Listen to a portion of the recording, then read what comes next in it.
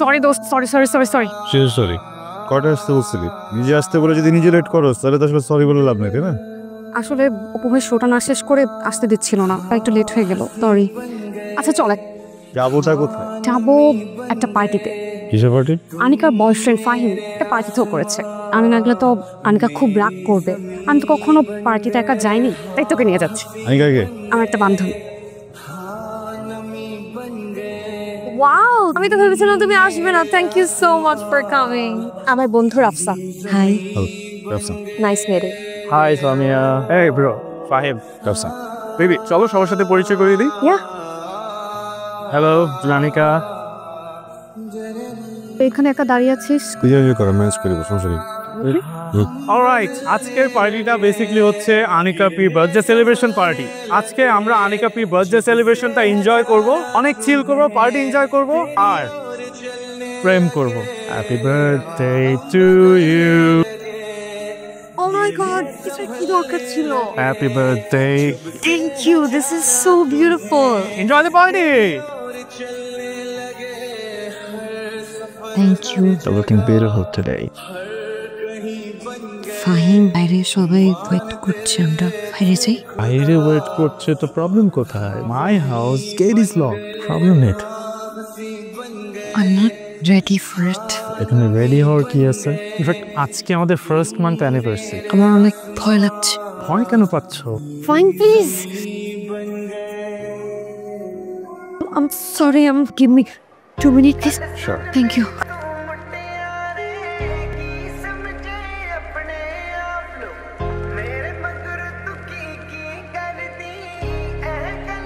ফাহিম, আনিকা দরজা খোলো।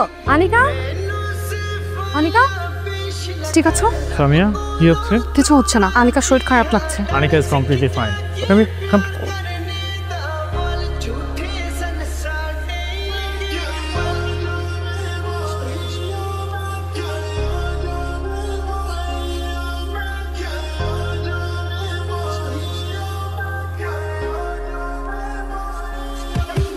তোকে আরেকটু কষ্ট দিব। আবার কি? আমার তো বাসায় ফিরতে হবে, তোর তো বাসায় না ফিরলে সমস্যা হবে না। বলছিলাম তো দোস্ত, কিছু একটা আনিকার সাথে থেকে জানো, শাহলানকে বাড়িতে নেই, একা রেখে যাওয়াটা একটু রিস্ক হয়ে যায়। কথাটা না আনিকার সাথে থেকে যা হবে না, তো বলতে হবে আনিকার বাসায় থেকে যা। দোস্ত প্লিজ, ফ্রিজে খাবার রাখা আছে, ক্ষুধা লাগে অন করে খেয়ে নিস। আনিকার একটু খেয়াল রাখিস। বাড়িতে পৌঁছে তোকে কল করছি।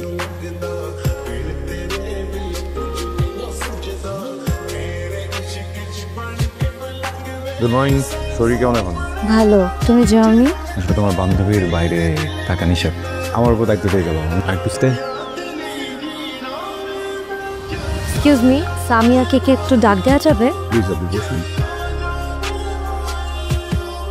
তোমাকে আমি ফোন করেছিলাম, সত্যি ভিজে ছিল। রাফসানের নাম্বারটা তোমার কাছে চেয়েছিলাম, দাওনি। তুমি কি আমার উপর কোনো কিছু নিয়ে বিরক্ত?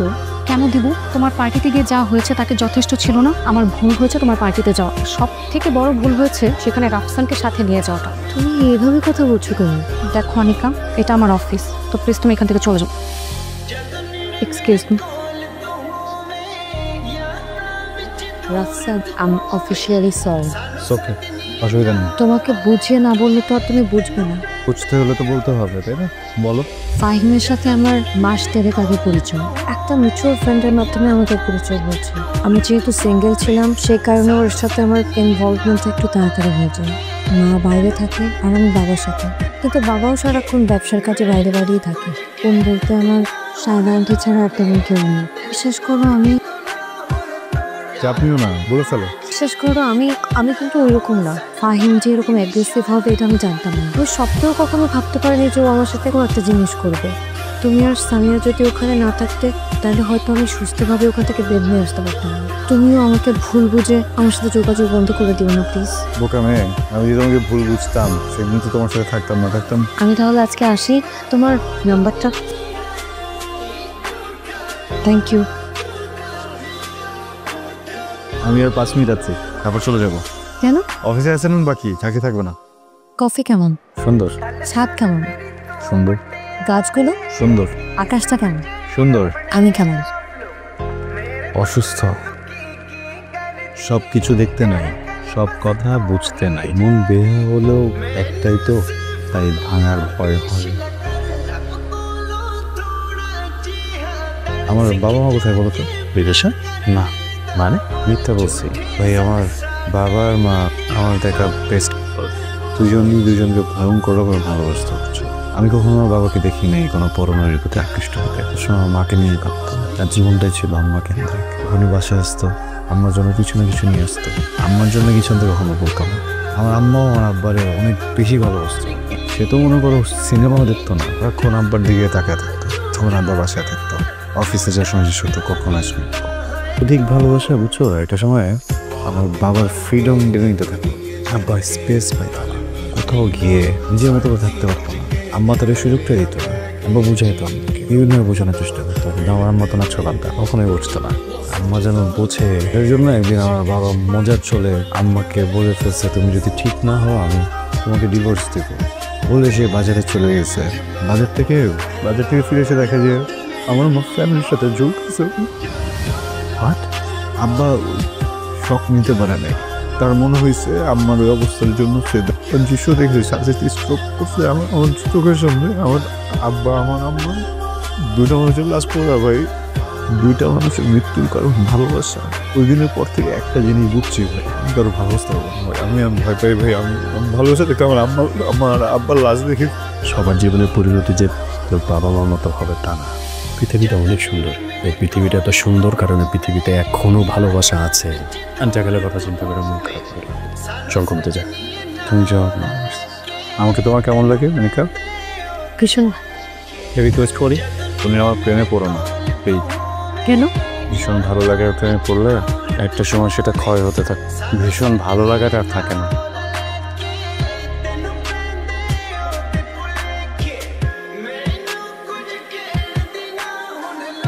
আমি কাজ চুপ চ, আমি বাসায় নাই, সব পরে বলবো প্লিজ।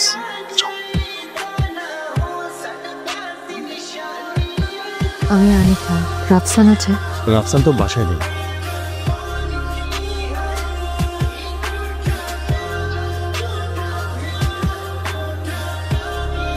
রাফসান, আমি জানি তুমি ভেতরে আছো, প্লিজ দরজাটা একটু খোলো। মনিকা তুমি চলে যাও প্লিজ। প্রেম আর ভালোবাসা এক না, এটা আমি জানি। হয়তো তোমার সাথে আমার প্রেম হয়নি, কিন্তু ভালোবাসা হয়েছে। প্লিজ তুমি দরজাটা একটু খোলো, আমাকে ভেতরে আসতে দাও। Monika please leave. রাফসান, আমি জানি আমাকে আমিয়া সব বলেছে। তুমি কেন এত ভয় পাচ্ছ? সবার জীবনের কাহিনী একরকম হয় না রাফসান। আমাদের কাহিনী হবে ভিন্ন, যেটা শুধু তুমি আর আমি মিলে লিখবো, যেখানে তোমাকে কোনো কষ্ট পেতে হবে না। প্লিজ আমার দরজাটা একটু খোলো, আমাকে ভেতরে আসতে দাও। মনিকা তুমি প্লিজ যাও না এখান থেকে।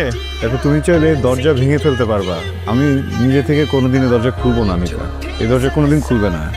আমি দরজা ভাঙতে আসিনি রাফসান, আমি তোমার আর আমার মধ্যে যে দেয়ালটা আছে সেই দেয়ালটা ভাঙতে এসেছি, তোমার ভয় ভাঙতে এসেছি। আমি তো জানি ভালোবাসার মানুষের জন্য অপেক্ষা করা কতটা কষ্ট।